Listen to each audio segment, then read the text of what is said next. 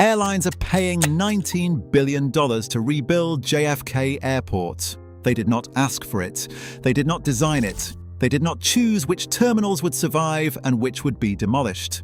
And when a group of international carriers challenged the process, formally through the Federal Aviation Administration, the federal government found that JFK was likely violating their rights under United States law. Nothing changed.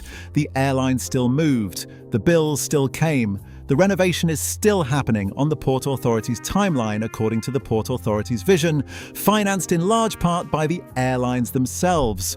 Today we are going to explain why. To understand what is happening at JFK, you first have to understand what JFK is. 62 million passengers moved through JFK in 2024. It is the primary international gateway for the largest metropolitan economy in the United States. New York generates $2.3 trillion in economic output annually.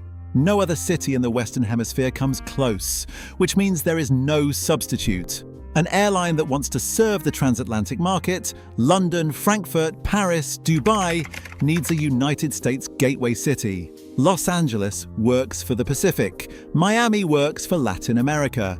But for Europe, for the Middle East, for the world's most profitable long-haul routes, the answer is almost always New York. And New York for international aviation means JFK. Not LaGuardia. Not Newark, JFK. This is not preference, it is structure. The slot restrictions, the terminal infrastructure, the international customs and immigration facilities, they exist at JFK in a way they do not exist at the alternatives. Airlines do not choose JFK because they like it. They choose JFK because the route economics leave them no other option. That is the trap before the trap even begins. Here is what it costs to be trapped.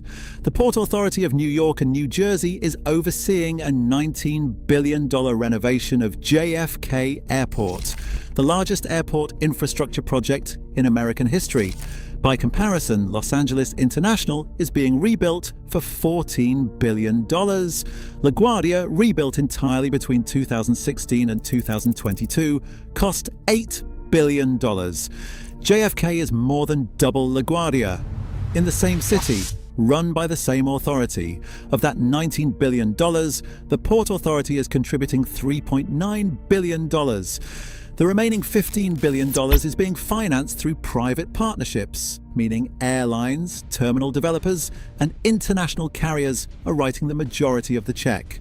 Delta Airlines committed $1.5 billion to rebuild Terminal 4. American Airlines committed $400 million to expand Terminal 8. A consortium of international carriers, Lufthansa, Air France, Japan Airlines, is financing Terminal 1 alone for $9.5 billion. To put that in perspective, the entire market capitalization of American Airlines today is approximately $8 billion. The international carriers are spending more rebuilding one terminal at JFK than American Airlines is worth on the stock market. The $19 billion is not the story, it is the symptom. The story is the mechanism that made $19 billion inevitable. The system that leaves airlines with no choice but to fund an airport they do not own, on terms they did not negotiate, in terminals they did not select. There are three forces operating simultaneously at JFK. Each one alone would be significant. Together, they create a system that functions less like an airport and more like a toll booth on the only road into New York. The first force is slot control, the federal system that determines how many flights can operate at JFK and who gets to fly them. The second force is terminal relocation, the process by which the Port Authority moved airlines out of positions they had held for decades, in some cases demolishing the terminals they had built themselves. The third force is the FEE structure, the mechanism by which airlines are made to pay for the renovation, whether they agreed to it or not. Here is how each one works. JFK is one of 3 airports in the United States that operates under FAA slot controls. The other 2 are LaGuardia and Reagan National in Washington, D.C. At these airports, you cannot simply decide to add a flight. You need a slot, a federally allocated permission to operate a departure during a specific hour window. At JFK, the FAA caps operations at 80 hourly movements during peak periods. Those 80 slots are finite. They cannot be created. They can only be transferred, bought, or lost, and they are worth extraordinary amounts of money. In 2015, American Airlines purchased 75 pairs of JFK slots from US Airways for $331 million. That is $2.2 million per slot pair, not for aircraft, not for routes, for the permission to operate. This is how the slot system concentrates power at JFK. The airlines that built their operations here early, Delta, American, and British Airways, accumulated slots over decades. New entrants cannot simply enter the market. They must buy slots from existing holders or wait for the FAA to reallocate them, which it almost never does. The result, JFK's competitive structure is frozen. The same carriers that dominated the airport in 1990 dominate it today. Not because they fly better routes, not because they offer better service, because they hold the permissions and no one else can get them. During the pandemic, the FAA issued emergency slot waivers, suspending the rule that requires airlines to operate 80% of their allocated slots or forfeit them. Those waivers were extended repeatedly. They finally expired in late 2025. What that means now, every slot holder at JFK must fly their full schedule at JFK's operating costs under JFK's fee structure. The waiver is gone. The bill has come due. The second force operates differently. This one does not restrict who can fly. It determines where you land. Terminal 7 at JFK was built by British Airways. The airline financed it, designed it, and operated it as its primary United States hub for decades. It was, by any reasonable definition, British Airways Terminal. In 2022, the Port Authority announced that Terminal 7 would be demolished. The site was needed for Terminal 6, a new facility being developed by a private consortium. British Airways was told to move. The airline moved to Terminal 8, which was American Airlines Terminal. The two carriers, partners through the One World Alliance and a transatlantic joint venture, consolidated their operations under one roof. It was framed as a strategic efficiency. What it actually was, the Port Authority made a decision, and British Airways had no mechanism to refuse. This pattern repeated. International carriers operating at the aging Terminal 1, including Lufthansa, Air France, Korean Air, and Japan Airlines, were told their terminal would be redeveloped. A new Terminal 1 would be built on the same site. The old one would come down. The carriers would move into the new facility when it opened, and they would finance $9.5 billion of its construction through a long-term use agreement. They did not vote on this. There was no competitive process. The Port Authority designated the terminal developer and the financing structure, then presented the airlines with the arrangement. In October 2025, the FAA reviewed the terminal allocation process and found that the Port Authority's restrictions likely violated federal law, specifically the airline's rights under the Airport Improvement Program to select their own terminal facilities. The finding was formal. It was documented. The airlines were still moved. The FAA finding did not stop the renovation. It did not reverse the terminal assignments. It produced a letter. The Port Authority acknowledged the concern. Construction continued. This is what structural power actually looks like.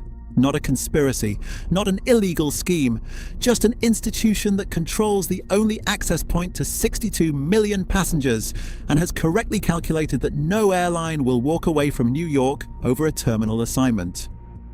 The third force is the one that makes the other two permanent. JFK operates under what is called a residual cost agreement. Under this structure, the Port Authority calculates the total cost of running the airport, including capital expenditures, maintenance, debt service, and operating costs, and subtracts all non-airline revenue such as parking, retail, and concessions. Whatever remains is divided among the airlines according to their share of operations. The airlines cover the residual, every dollar of it. This means in practice that if the renovation costs more than projected, the airlines absorb the difference through higher fees. If a terminal comes in over budget, the carriers signed to that terminal pay. If the Port Authority's debt service increases, the fee structure adjusts upward automatically. The pain does not disappear, it gets transferred. JFK's landing fees, the charge an airline pays for each aircraft movement, are already among the highest in the United States. At major hub airports like Atlanta or Dallas-Fort Worth, landing fees run between $3 and $5 per 1,000 pounds of aircraft weight. At JFK, they exceed $10 per 1,000 pounds. For a Boeing 777 operating a transatlantic route, that differential adds thousands of dollars to the cost of a single flight. Multiplied across thousands of annual operations, it becomes a structural cost disadvantage that JFK carriers absorb every year, relative to competitors operating from cheaper hubs.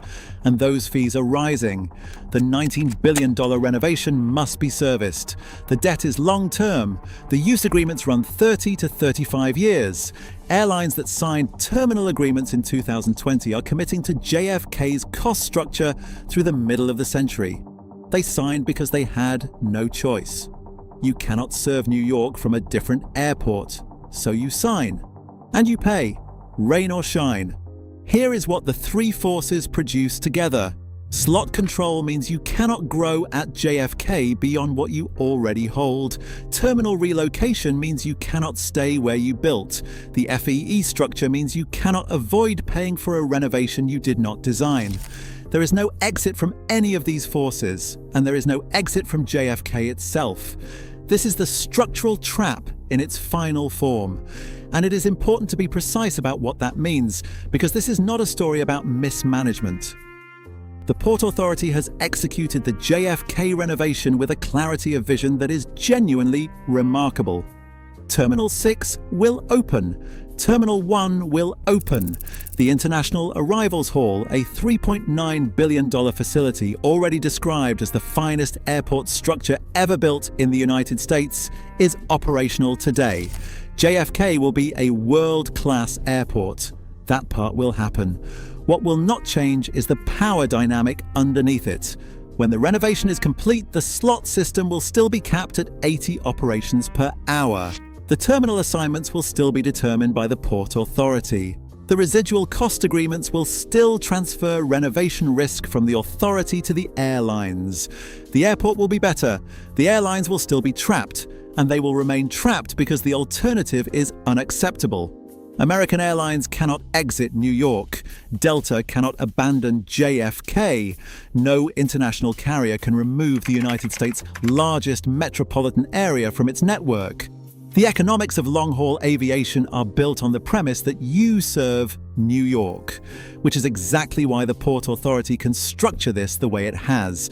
Not because it is predatory, but because it sits on the only road into the city, and every airline in the world needs to use it. The $19 billion renovation is not a punishment. It is a consequence of needing something that only one institution controls. American Airlines understood this when it committed $400 million. Delta understood this when it committed $1.5 billion. The international carriers understood this when they agreed to finance $9.5 billion for a terminal on land they will never own. They all understood the trap. They paid anyway because the alternative was losing New York. And no airline can afford to lose New York. JFK is the most important airport in American aviation. It is also the most expensive place to operate, the most restrictive place to grow, the place where airlines have the least control over their own future. None of this is hidden. The slot restrictions are federal policy. The residual cost agreements are public documents. The Federal Aviation Administration's finding on terminal allocations is on the record. The mechanism was always visible. The airlines built their entire North Atlantic networks around it anyway, because when the product is accessed to New York, the price is whatever the Port Authority says it is. That is what a structural trap looks like from the inside. Thank you for watching. Don't forget to like and subscribe.